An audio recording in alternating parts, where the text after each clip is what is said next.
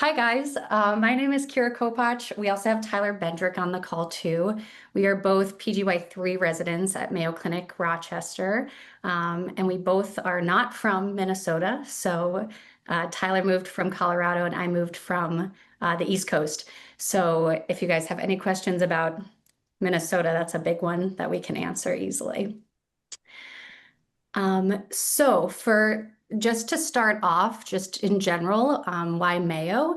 So kind of a broad strokes if we zoom out a little bit. So Mayo Clinic is Mayo Clinic. It has incredible name recognition and there's a lot to back that up too. So it's consistently named the #1 hospital in the world, and it gets put on many lists in general. And there's a lot of reasons and the criteria go into that of why it's considered the best. But it really kind of exemplifies that from our residency as well, of just kind of the opportunities we're given. Our program really prioritizes education. The consultants, which is what we refer to as attendings, the consultants are really, they value pedagogy. They really value making sure that we are learners, that we're learning what we need to learn, and that they're preparing us for the future. So they make sure that feedback goes both ways, and they are very open to feedback, both good and bad. There's strong mentoring, and we really have a great consultant to resident ratio. We have incredible one-on-one time with everyone. The Mayo philosophy is that the needs of the patient come first. It kind of permeates through the whole system. And when you kind of view it from a resident standpoint, what that really means is that they put the onus on us to make sure that we're taking care of our patients, and they give us a lot of responsibility right off the bat to make sure that we're taking care of the patients, and that we have the support system to do that. And speaking of support system, Mayo just has incredible funds. They have basically administrative assistants for us to help us do our job and focus on being physicians first and residents first. And a lot of the paperwork and things that kind of can bog you down through the day get really siphoned off, and we don't have to do as much of that. And lastly, they just value work-life balance beyond what I've really seen in other places too. Just making sure that they value our life kind of outside, our families, our hobbies, to make sure that's fostered as well so that the whole person is taken care of. So Mayo Clinic, the actual campuses. So on the left are the two current buildings, and on the right is kind of a mock-up of a building that's about to be built. So Your screen isn't moving. oh, let me see. I'm just seeing like not the presenter view. Oh, okay. Let me close out of this. Sorry. No, I'm glad you mentioned something. Okay, now you're going. Now it's moving. Are we here now? Yes. Okay, thank you. It's still kind of small, but it works. Do you want to go then? Because it seems like it's not working for me. Okay.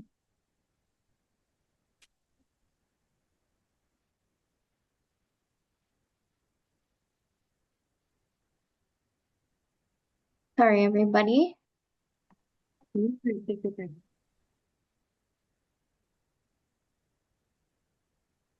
Okay. Can we all see this? Yeah, I can see it. Okay. We're on this slide. Thank you.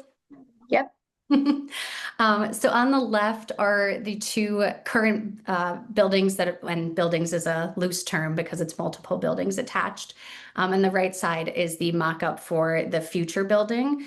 So the left upper one is the downtown campus. So we see more than 1.4 million patients per year. They're from all over the country. And then we also see over 140 international countries too every year. And we experience that both on the rehab standpoint and the outpatient standpoint too. And then we also have St. Mary's Hospital. That's mostly where our inpatient services are held. Even though they are technically different campuses, it is within a 2-minute drive of each other. So they really are quite attached. And there's 1,265 beds, 70 ORs. It's a level 1 trauma center, so we see everything under the sun. And there's a lot of medical tourism too, so people come in from all over the world to get answers that they don't get back home. So we see every kind of pathology that you could imagine. And then personally for us, we have a 36-bed inpatient rehab unit. And then there's a multi-billion-dollar thing going on too that's building like a crazy hospital too that'll be done in about 2028. All right, so we are based in Rochester, Minnesota. It's about an hour and 15 minutes south of the Twin Cities. It is technically a city, so it has over 100,000 people and then 200,000 within the suburban area. City is obviously relative. I moved from Philadelphia, and so to me, Rochester feels a little more small town than kind of some of the other major cities in the country, but it really does have everything that you need within a living area. And everything is super accessible. We're within 15 minutes driving of friends' houses, restaurants, bars, activities. So everything's easy to get to, but you do need a car if you're here. So for our actual residency, we have 8 residents per year. 2 are categorical, so they will pre-match into an intern year program here, and then 6 are advanced. Both Tyler and I were advanced, so we did intern years elsewhere, so we're happy to answer any questions about that transition. From a fellowship standpoint, we have a good array of fellowships, but not everything in the PM&R world. So we have peds, sports medicine, both here in Rochester, and then there's one position in the Twin Cities too that has access to the professional teams in particular. There's pain under the anesthesia department, but they accept PM&R residents very easily, and there's 6 spots there, a brain injury fellowship, and then palliative care as well. Our campuses are broad within the country. All of your rotations and everything that you're doing at the residency is within Mayo Rochester, so you will not be forced to go anywhere. But if you are interested in electives in other places, then they will happily actually pay for you to go and provide housing for you to stay there. So in a month, I'll be doing a Jacksonville pain rotation, which will be exciting to live in Florida for a little bit. And then we have about 35 consultants in the department, and that's been pretty consistent. We get some flux, but overall it's around 35. So to look a view at the schedule, to really kind of just simplify what you're seeing on the screen here is that we have more of a sandwich model for our residency. So PGY 2-year and PGY 4-year, you'll do 6 months of inpatient during both of those years. And you create these team dynamics of a junior and a senior. So it's nice because as the senior role, you really get to step into that leadership position. And then as your junior role, you have someone to lean on where you're not just thrown to the wolves right away. And then the other half of the year for your 2 and your 4 years are outpatient. For your PGY 3-year, which is what Tyler and I are on right now, we're in the land of outpatient. So it's 12 months basically of outpatient other than a small stint of pediatric inpatient. And we also do 6 months of EMG during that time. So we get really incredible hands-on experience, and that's taught within the neurology department. So we're getting taught by incredible neuromuscular people. And then the last part of this slide is continuity clinic. So that's as a PGY 3 and PGY 4, you basically run your own clinic by yourself. You have consultants there to staff and to kind of bounce ideas off of, but they really are your patient loads that you follow. And it happens once per week, where you get to see your own patients, make your own decisions, and answer all of the questions that they have. So this is kind of an idea of all of the rotations that we offer. For the most part, just looking through them, they're all required. Yeah, pretty much everything is required other than maybe the VA one. And what Tyler and I did here is that the blue highlights are rotations that are very particular to the Mayo Clinic system. So it's not something that you'll necessarily see in other residencies or other healthcare systems. So we have the classic big hitters like brain injury, spinal cord injury, amputee, and EMG. But then we have some more specialized things that's focused on our residency. So we have a month of MSK ultrasound, a month of regenerative medicine. So we're doing like PRP injections, visco, things like that. We have a month of spine center, which focuses on really complicated kind of back spine issues that we can kind of determine what treatment plan we use for that. And then we also have the VA system too. For our call, so I think our call is actually great for our program. So it is home call. I did in-house call when I was an intern, so that's definitely something that I experienced for a year, and I personally love having home call. You have to be within 20 minutes of the hospital, and we very rarely get called into the hospital. A lot of things we can triage and handle at home, so you can have dinner with your family, you can sleep for the most part, and really just get to be at home and kind of order some Tylenol from there. It kind of goes up as or like the PGY 2 year is definitely the worst. So you do most of the weekends there because you are kind of like the inpatient provider at that time, answering a lot of the pages. So you do about 13 to 15 weekends while you're on the unit, and that's throughout the year. And then as you kind of age up into your PGY 3 and 4 year, it's far less. So you do about 2 to 4 consult weekends. And then the PGY 4s, because they are doing that 6 months of inpatient, they'll take some weekday overnight call as well. But similarly, it's all home call. And then one thing about call as well is that they just implemented this past year a post-call day.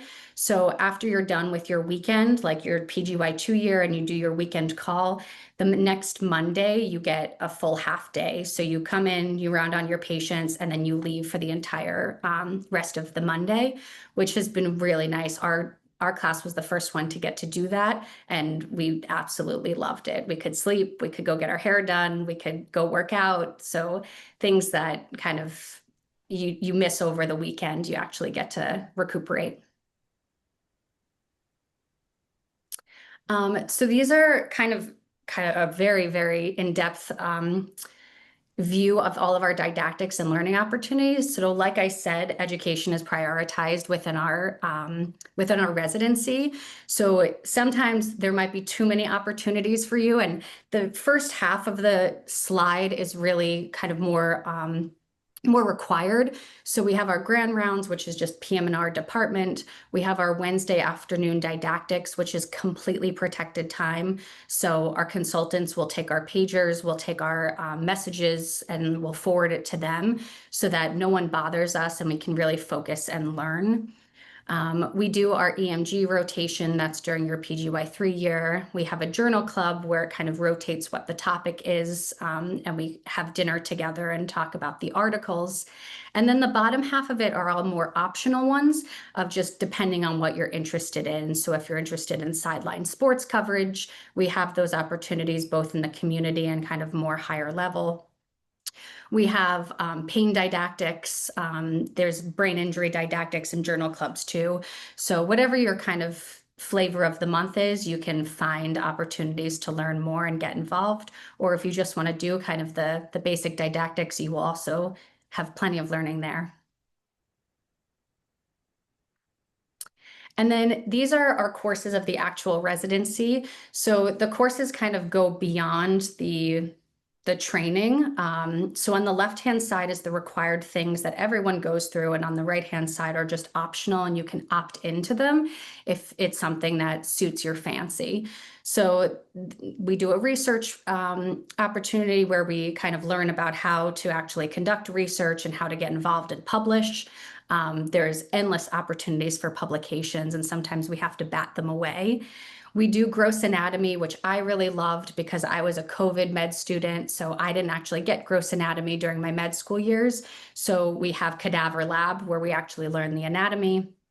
MSK, both the physical exam and ultrasound exam, we do very in-depth, about 6 months of training there every year, so it rotates. And then we do some injection courses as well.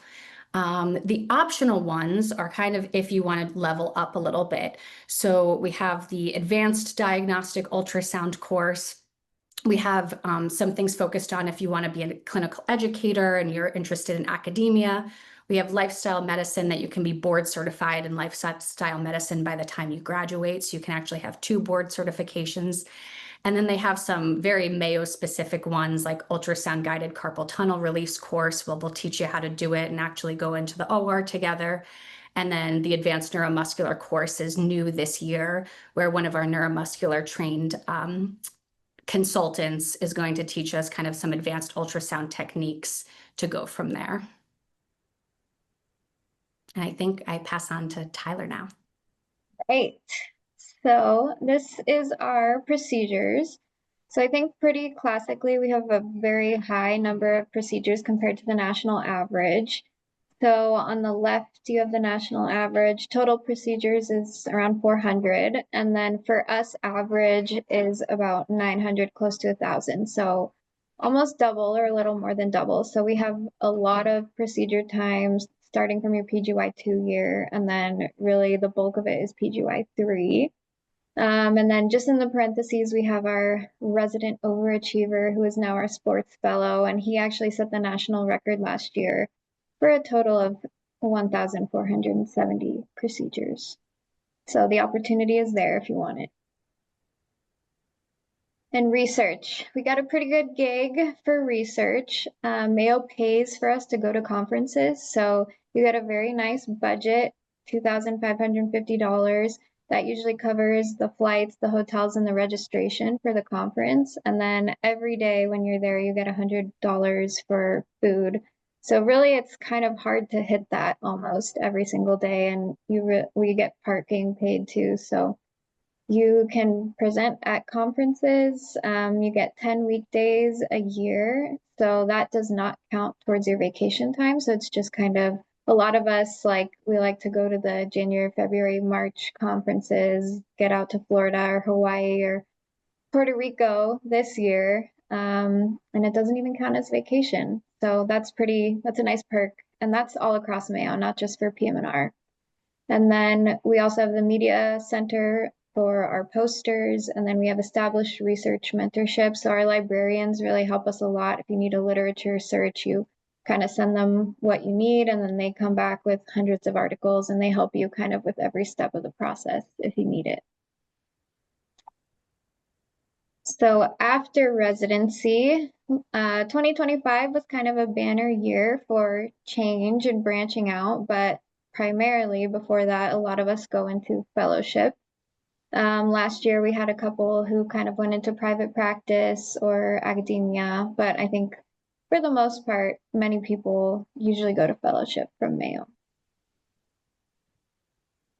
So this is our 2024 graduating class. We had 3 who went into sports, 2 stayed at Mayo, 1 went to Emory, 3 who went into pain, again, a couple stayed at Mayo, and then 1 branched out. And then we have a PEDS fellow who's still here, that's a 2-year residency. And then 1 of them went into general practice. And then for our most recent graduating class, again, 3 sports medicine, 1 pain, and then 4 went into general PM&R. So they broke our streak. So the perks of the residency program, aside from what we've already talked about, we get 4 weeks of vacation. Rochester, as Kira said, easy to live, no traffic, except for getting out of Mayo at 5 p.m. That's really the only traffic. The Dalk is a really nice facility to go to the gym. Is this our 2-minute warning? Yes. Yeah. Okay, perfect. We have social committees, intramural teams. We have good benefits. We can moonlight. Usually that happens after 2nd year. And then we do so many things with the residency program. It's hard to count. We go golfing. We go to Dr. Preto, our program director's house, a couple times a year. So if there's an opportunity that you want, it exists.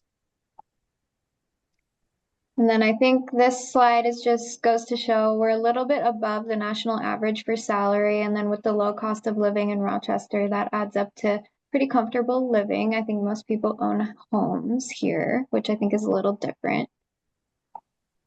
And then this is just kind of some of our fun stuff that we do. So lots of water. It's the land of 10,000 lakes here. Lots of nice hiking, The cities are not far away. Every Thursday outside of Mayo, we have this kind of downtown festival, and it's right next to Mayo, so you can walk outside at lunchtime, and there's food trucks and tons of people out there, and that's always a lot of fun.